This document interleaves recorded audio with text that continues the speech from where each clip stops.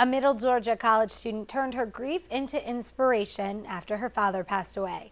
And now she's sharing it with the world. 41 NBC's Andrew Reeser sat down with the young author to hear about her new book, Forget Me Not. Most novels come about because of the author's personal experience. How much of this novel, Forget Me Not, was based on your personal experience? Talk about that a little bit. I mean, all of it was personal experience. I wrote it 3 months after my father passed away, so I didn't write it thinking, oh, I'm going to publish this, I want to be a published author. It was sort of a way for me to deal with the grief. So the whole book is based on my personal experience and me going through the grieving process of losing my dad. Wow, that's a really, it's a powerful story. A lot of people tend to, sometimes shut down in the midst of grief, and sometimes it's really hard to move on, but you took what was a bad situation and created something out of it. That's really great. Now, did people around you, were they very supportive of your writing? They were. My mom was kind of clueless for a while because I was keeping it to myself. It was just for me.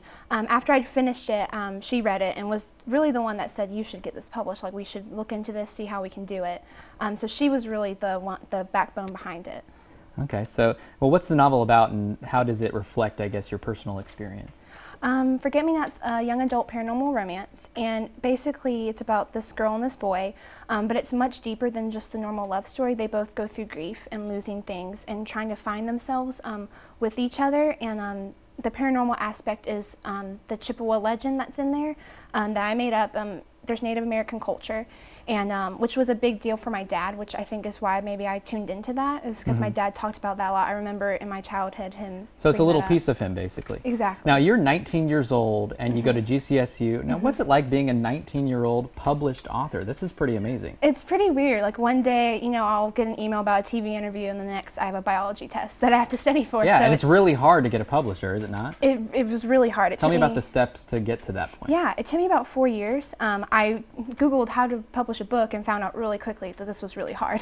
So then I started emailing publishers and agents and got a lot of no responses, a lot of maybe, and then finally the one, we'll look at it, like let us see the whole thing, and then they did.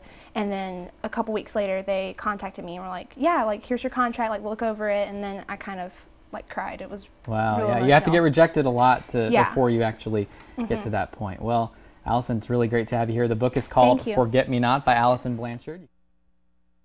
I think I'm going to be adding that to my winter reading list.